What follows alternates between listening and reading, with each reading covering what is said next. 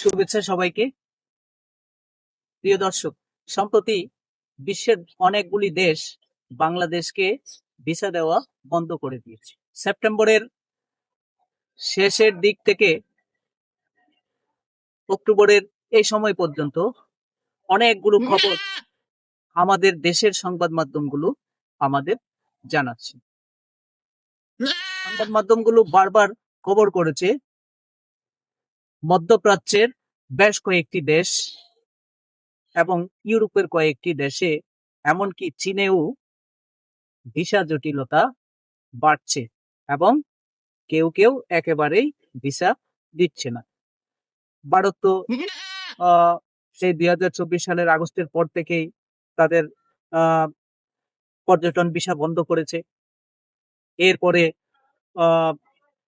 মধ্যপ্রাচ্যের Dubai, Oman, কাতার, তারপরে Bahrain সহ আরো কয়েকটি দেশ, এরপরে আসছে পূর্ব এশিয়ার মালয়েশিয়া, কম্বোডিয়া, এমনকি থাইল্যান্ডেও এমন খবর আসছে পত্রিকায় যে যদিও কাগজপত্র যাচাইয়ের পরে কিছু ভিসা দেওয়া হচ্ছে, কিন্তু আবার কাগজপত্রে জটিলতা থাকার কারণে তাদেরকে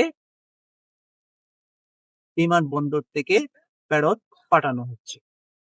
এমনকি চীনের বিমানবন্দর থেকে ফেরত পাঠানোর খবরও পত্রিকায় আসছে। আমরা দেখেছি যে কয়েক দফায় মালয়েশিয়া বিমানবন্দর থেকে বাংলাদেশিদের ফেরত পাঠানো হয়েছে। জুলাই আগস্ট আন্দোলনের পরে কি হলো হঠাৎ বাংলাদেশ নিয়ে এসব দেশে? প্রিয় দর্শক, আমরা জানি সারা বিশ্বের কাছে এমন খবর প্রচার হয়েছে যে জুলাই আগস্টের আন্দোলনের পরে বাংলাদেশে জঙ্গিরাই খুব স্বাধীনতা উপভোগ করছে। প্রিয় দর্শক, আমাদের বাংলাদেশ সরকার যতই অস্বীকার করুক না কেন, আমরা যতই চোখ বন্ধ করে থাকি না কেন, কিন্তু যেসব দেশের দূতাবাসগুলি বাংলাদেশে আছে অথবা যেসব দেশের কর্মকর্তা বাংলাদেশে অবস্থান করে, তারা কিন্তু আমাদের বাংলাদেশ নিয়ে সবচেয়ে নিখুঁত খবরটাই তাদের সরকারের কাছে প্রেরণ করে।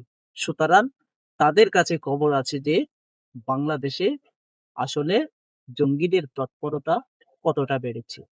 এই যে জেল থেকে পালানো জঙ্গিদের আর ধরতে না পারা এবং এ ব্যাপারে সরকারের একেবারে ঢিলেঢালা আচরণ, এরপরে বিভিন্ন ইসলামিস্ট মৌলবাদীদের আস্ফালন, তো এই বিষয়গুলি বিশ্বের কাছে এমন বাংলাদেশকে তুলে ধরছে যে যেই বাংলাদেশ একটি জঙ্গি স্বাধীনতার বাংলাদেশ, জঙ্গিদের দেশ। সুতরাং আপনার দেশ থেকে বিভিন্নভাবে পরিচয় গোপন করে, ভুয়া কাগজপত্রের আড়ালে পরিচয় গোপন করে অন্য কোনো দেশে জঙ্গিরা গিয়ে ঢুকবে, সেটা কি অন্য কোনো দেশ মেনে নিতে পারে? সে সুযোগ কি তারা দিবে? তারা বলছে যে বাংলাদেশিদের তারা এখন নিরাপদ মনে করছেন না। তো আমরা মালয়েশিয়ায় এমন ঘটনাও ঘটতে দেখেছি যে বেশ কয়েকজন আইসিস এর সাথে সম্পর্কের কারণে অথবা আইসিস এর কার্যক্রম পরিচালনা করার অপরাধে বেশ কয়েকজন বাংলাদেশিকে তারা গ্রেপ্তার করেছিল। আমাদের সরকারের সাথে বা আমাদের সেনাবাহিনী কর্মকর্তাদের সাথে আরসা এবং আরএসওর যে সম্পর্কের কথা আসছে বিভিন্ন মহল থেকে, এগুলি কিন্তু মালয়েশিয়া সরকারের অজানা নয়। কারণ এই আরসা এবং আরএসওর মতো সংগঠনগুলো, রোহিঙ্গাদের সশস্ত্র সংগঠনগুলো মালয়েশিয়ার সন্ত্রাসী তালিকাভুক্ত। সুতরাং এভাবে শুধু মালয়েশিয়া নয়,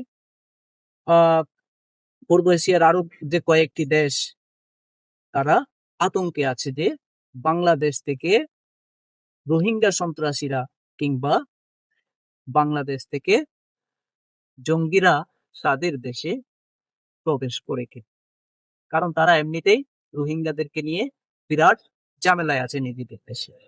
এরপরে আছে ইউরোপ, নেদারল্যান্ডের দূতাবাস বলেছে যে তারা আর সুইডিশের ভিসা কার্যক্রম পরিচালনা করতে পারছেন না সুইডেনের। তাহলে কি হলো? উপরে যাই বলা হোক, মূল কারণ কিন্তু একটাই, তারা বাংলাদেশিদের আর নিরাপদ মনে করছে না। মধ্যপ্রাচ্যের দেশগুলো, তারা তো আমাদের মতো মুসলমানই, কিন্তু তবু কেন তারা আমাদের অনিরাপদ মনে করছে? তারা চায় না আমাদের দেশ থেকে ভুয়া কাগজপত্রের আড়ালে আমাদের দেশ থেকে অথবা বিভিন্ন দেশ থেকে আমাদের দেশ হয়ে, আমাদের বিমানবন্দর হয়ে তাদের দেশে কোনো জঙ্গি ঢুকতে না পারে। আজকের মতো এটুকুই। ধন্যবাদ সবাইকে। সবাই ভালো থাকুন, সুস্থ থাকুন। ধন্যবাদ।